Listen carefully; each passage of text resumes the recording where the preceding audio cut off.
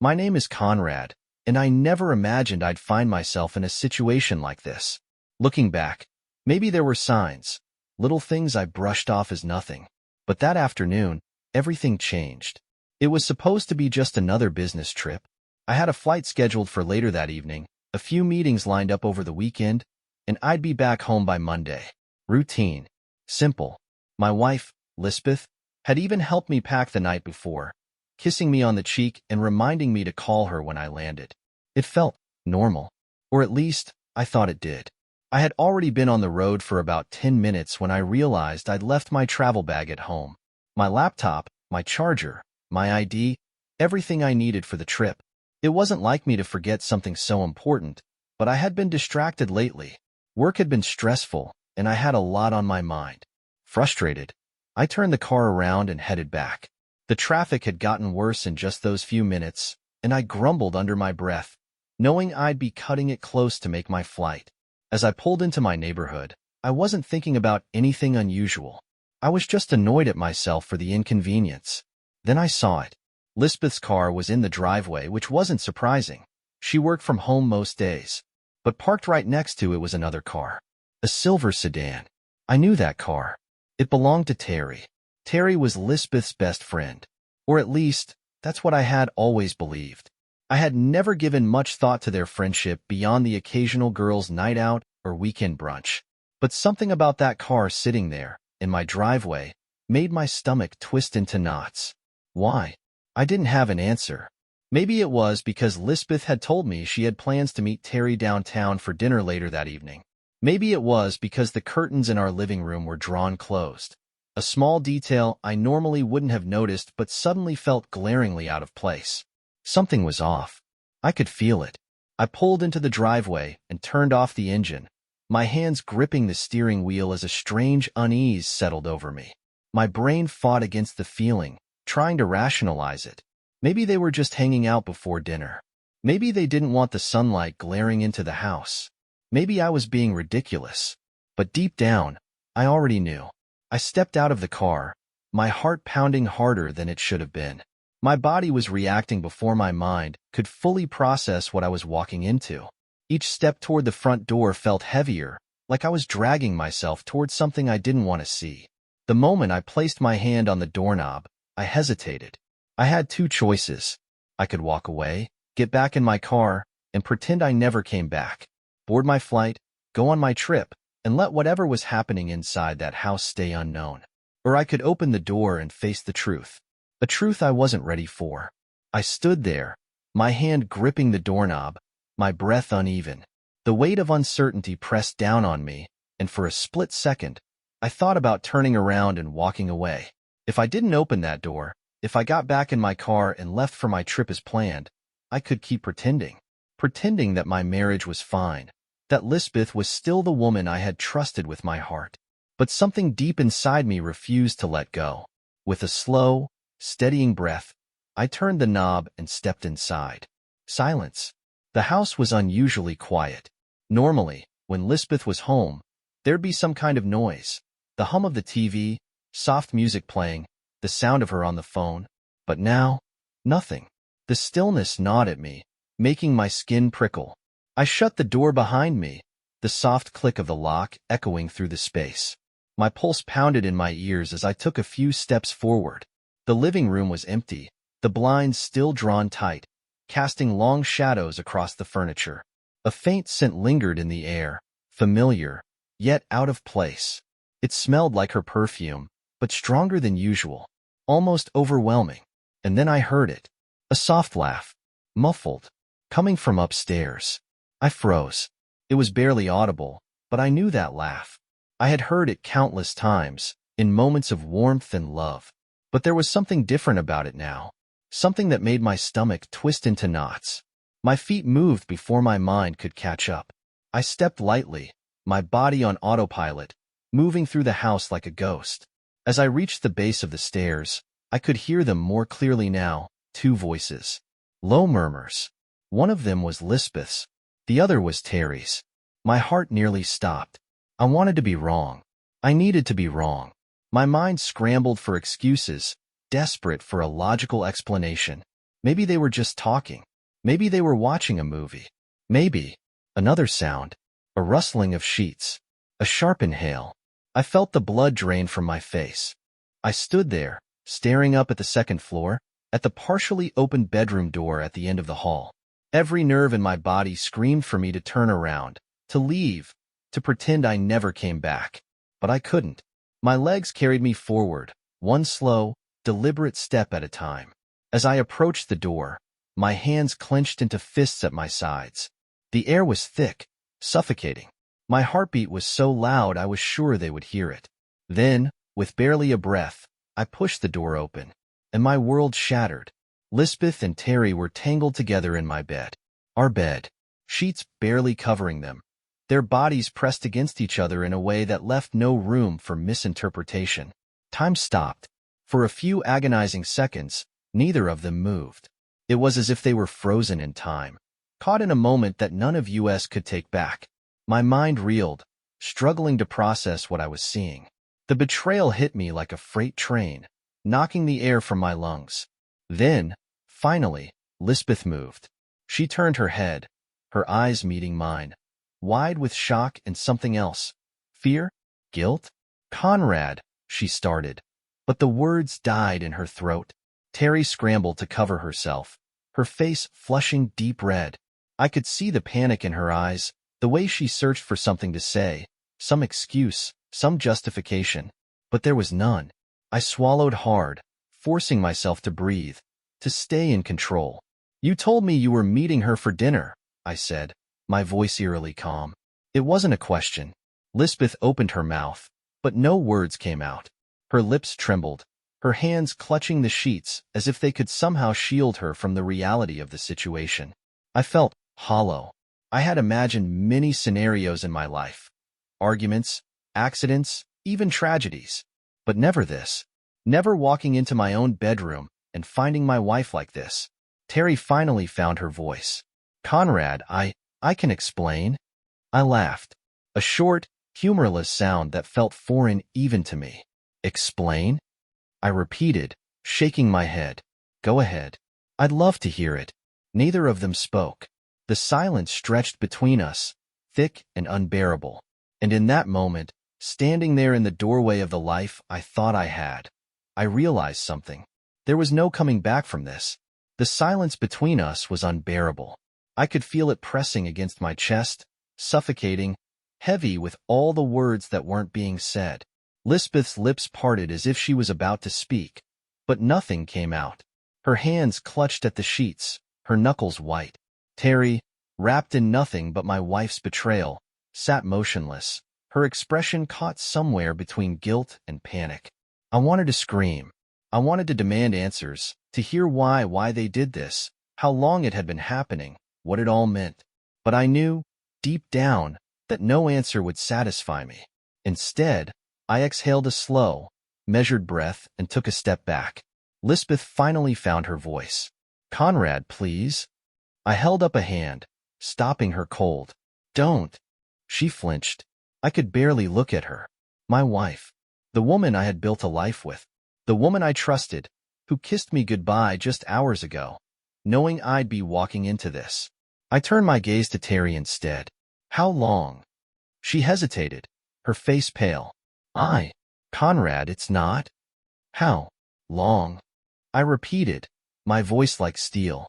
Teri swallowed hard, her eyes darting toward Lisbeth. I followed her gaze. Lisbeth inhaled sharply, then whispered, 8 months. The number hit me like a gut punch. 8 months.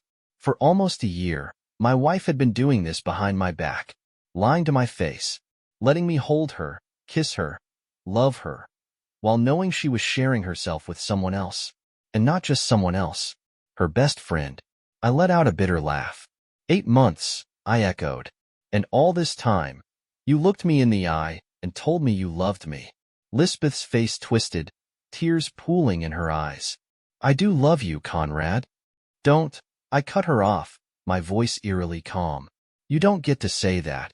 She looked desperate now, reaching for me, but I stepped back. I couldn't bear to have her touch me. Teri sat there, silent, avoiding my gaze. I could see the regret written all over her face, but regret meant nothing to me now. Regret didn't erase what they had done. I exhaled sharply and glanced around the room. My room. Our room. The bed I had shared with Lisbeth for years, now tainted beyond repair. I turned back to my wife, shaking my head. Did you ever plan on telling me? She didn't answer. And that was my answer. I felt something inside me harden, a finality settling into my bones. I turned toward the closet and grabbed my suitcase, the one I had packed for my business trip. It was still sitting there, untouched, as if mocking me, like I was the only one who had actually believed in the life we had built. Lisbeth's eyes widened. What are you doing? I didn't look at her as I unzipped the suitcase, grabbed a handful of clothes from the dresser, and shoved them inside. Conrad, please, she choked out, her voice breaking. We need to talk about this. I let out a slow breath before turning to face her one last time. No, Lisbeth, I said, my voice quiet but firm. You needed to talk about this 8 months ago. She broke into a sob. I didn't stay to watch. I grabbed my keys, slung my bag over my shoulder, and walked out of the bedroom, out of the house, out of the life I thought I knew. I didn't know where I was going. All I knew was that I couldn't stay here. I don't remember driving. I don't remember the turns I took or the roads I followed. My hands gripped the steering wheel so tightly my knuckles ached, but my mind was elsewhere, looping through the past 8 months, trying to pinpoint the exact moment my marriage became a lie. How many times had Lisbeth looked me in the eye and told me she loved me? How many times had she kissed me goodnight, whispered promises she never meant to keep? And Teri, I had always trusted her. She was a part of our lives, a constant presence. Dinner at our house, trips together, laughter over glasses of wine. I never suspected a thing. I was a fool. A damn fool. The ringing of my phone snapped me out of my trance. I glanced at the screen. Lisbeth. I let it ring. A moment later, a text popped up. Please come back. We need to talk. I need to explain. Explain? What was left to explain? I had walked into our bedroom and found my wife in bed with her best friend. There was no misunderstanding that, no version of reality where this was anything but the betrayal it was. Another text. Please. I made a mistake. I love you. Just talk to me. I let out a hollow laugh. Love. That word had meant something to me once. Now, it felt empty. Just another lie she had fed me while sneaking around behind my back. I pulled into the parking lot of a motel. It wasn't much, but I wasn't in the mood to be picky. I just needed a place to think. A place where Lisbeth's scent wasn't clinging to the sheets, where I didn't have to look at a bed tainted with betrayal. The guy at the front desk barely looked up as I checked in. I must have looked like hell. Hair disheveled, face pale, eyes distant. He slid the key across the counter, and I muttered a quick thanks before heading up to my room. The second I stepped inside, exhaustion hit me like a freight train. Not just physical exhaustion, but emotional. Like the weight of everything was finally catching up to me. I sat on the edge of the bed, staring at the wall, my mind racing. What now? My marriage was over. That much was clear. Even if I somehow found it in me to forgive Lisbeth, I could never unsee what I saw. I could never trust her again. I rubbed my temples, my phone buzzing once again. This time, it wasn't Lisbeth. It was Teri. I stared at the screen, my jaw tightening. She had the nerve to call me? I silenced the phone, tossing it onto the nightstand. I wasn't ready to hear whatever excuse she had prepared. I wasn't ready to hear anything. Instead, I lay back on the bed, staring at the ceiling, feeling the weight of everything settle over me. I thought marriage was supposed to be built on trust, on love. But all it took was one night, one moment, to realize that everything I believed in was a lie. And I had no idea where to go from here. I didn't sleep. The motel room was quiet, almost too quiet, but my mind was loud. I kept replaying everything, every glance, every lie, every stolen moment between Lisbeth and Teri that I had been too blind to see. The truth sat heavy in my chest, suffocating. At some point, my phone buzzed again. I ignored it. I wasn't ready. But when it buzzed a second time, something inside me snapped. I grabbed the phone and stared at the screen. 20 missed calls from Lisbeth, 9 from Teri, and a text. I know you're hurting, But please, Conrad, just talk to me. Teri, of all people, she had the nerve to reach out to me.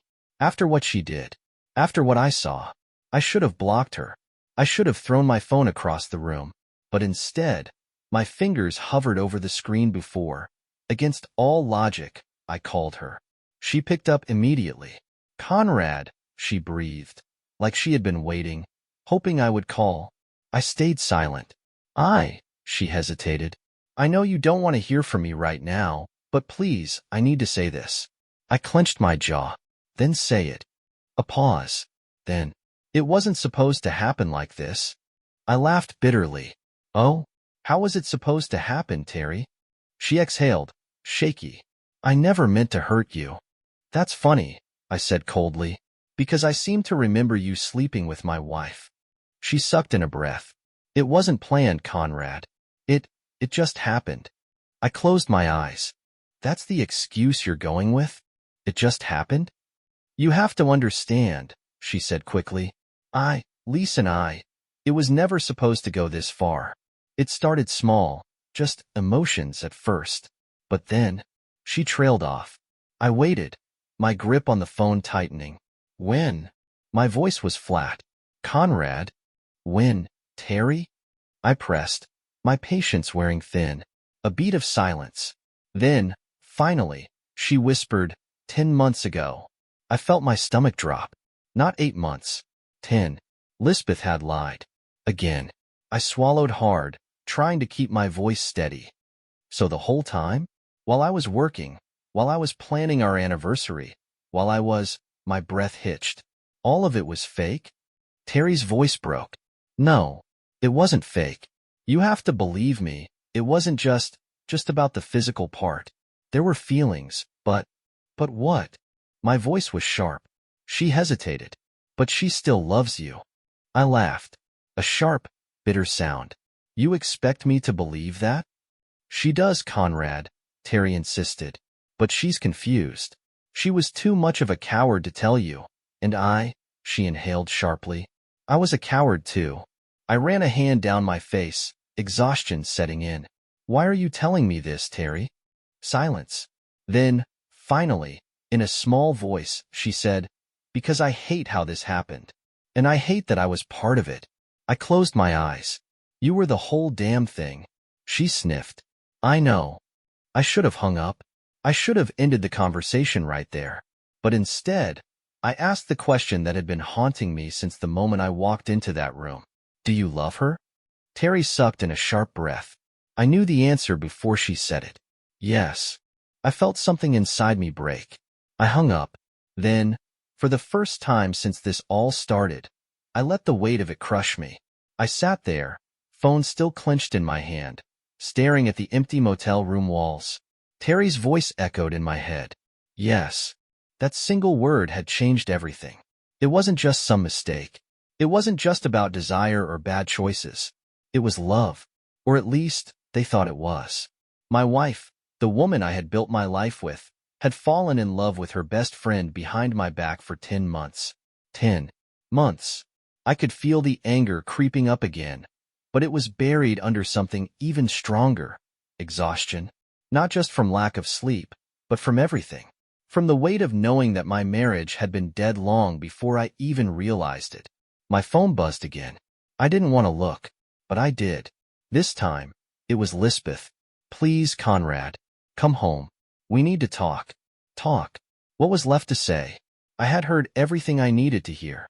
The lies, the betrayals, the confessions. But something in me, some twisted, broken part of me, wanted to hear it from her. I needed to know what she would say to my face. Before I could second-guess myself, I grabbed my keys and walked out the door. The drive back home felt surreal. I had left as one man, and I was returning as someone else entirely. Someone who had lost everything in the span of a single day. When I pulled into the driveway, the house looked exactly the same. Nothing had changed. The lawn was still neatly trimmed. The porch light still flickered the way it always did. The curtains were drawn, just like they had been when I first saw Teri's car parked there. Like the past few hours had been some fever dream. But I knew better. I stepped out of the car, my heart pounding against my ribs. The front door creaked when I pushed it open, and the scent of home, of familiarity, hit me like a punch to the gut. Lisbeth was waiting in the living room. Her eyes were red and swollen, like she had been crying nonstop since I left. She was still wearing the same silk robe from earlier, but this time, she clutched it tighter around her, as if that could somehow shield her from what was coming. I shut the door behind me. She inhaled sharply. Conrad. I didn't say anything. She took a hesitant step forward. Her voice broke. I don't even know where to start. I let out a short, humorless laugh. You could start with the truth. That'd be a nice change. She flinched, but I didn't care. She took another shaky breath. I never meant to hurt you. I clenched my jaw. And yet, here we are. She ran a hand through her hair, frustration and guilt written all over her face. I was scared, Conrad. I didn't know how to tell you. How about before you cheated on me for 10 months? I shot back. She swallowed hard. I thought it was just a phase. A mistake. She hesitated. But then it wasn't. I felt a sharp sting in my chest. So when exactly did you decide that I didn't deserve to know? Her lower lip trembled. I wanted to tell you so many times. I did, but I couldn't. I didn't know how. I shook my head, a bitter laugh escaping my lips. You knew how. You just didn't want to deal with the consequences. She dropped her gaze, guilt washing over her face. She stopped herself, then whispered, You didn't deserve this. No, I said, voice hollow. I didn't. We stood there, the silence between us stretching painfully. Then, finally, I asked, Do you love her? Her breath hitched. Her eyes flickered with something. Panic, hesitation, regret. But I already knew. You do, I whispered. Tears spilled down her cheeks. Conrad, I put up a hand, stopping her. Don't. Just don't. I turned away, running a hand through my hair, trying to steady my breathing. I had come here for answers, but every single one had broken me a little more. Lisbeth took a shaky step closer. I never stopped loving you. I laughed. A broken, empty sound. That's not love, Lisbeth. What you did. That's betrayal. She sobbed harder. I hate myself for it. Good, I said simply. You should. I looked around the living room, at the framed pictures on the shelves, the wedding photo on the mantel, the remnants of a life that wasn't real anymore. I exhaled slowly. I'll send someone to pick up my stuff. Lisbeth's eyes widened. No, please. It's over, Lisbeth, I said, my voice steady, final. She shook her head, stepping toward me. It doesn't have to be. I stared at her, really looked at her. And for the first time since I walked in on her and Teri, I felt nothing. No rage. No sadness. Just nothing. It already is, I said quietly. Then I turned and walked out the door. For the last time. The night air hit me like a shock to the system as I stepped off the porch. It was cool, crisp, the kind of weather that used to make me feel alive. Now, I just felt empty. I didn't look back. I couldn't. If I did, I might see Lisbeth standing there, broken, pleading, and I couldn't afford to care anymore. I climbed into my car, gripping the steering wheel so tightly my knuckles turned white. I had walked into that house hoping for, what, exactly? Closure? An explanation that made this hurt less? I had gotten neither. What I had gotten was confirmation of what I already knew. Lisbeth had made her choice. And now, I was making mine. I started the engine and pulled away, the house shrinking in my rearview mirror. The life I had built, the marriage I had cherished. It was all behind me now. I didn't know where I was going. I just knew I couldn't go back. I ended up at a 24-hour diner, one of those places with flickering neon signs and faded booths. I hadn't eaten all day, but my stomach was too twisted in knots to care. I slid into a booth by the window, staring blankly at the laminated menu. A waitress approached, a middle-aged woman with tired eyes and a knowing look. What can I get you, hon? I hesitated. Coffee. Black. She nodded and disappeared. I let out a slow breath, running a hand down my face. My body ached, my head pounded, but I couldn't shut my thoughts off. 10 months. That was how long my wife had been lying to me. I thought about all the little moments, Her coming home late, her sudden interest in girls' nights, the way she would turn her phone over when I walked into the room. I had trusted her, and I had been blind.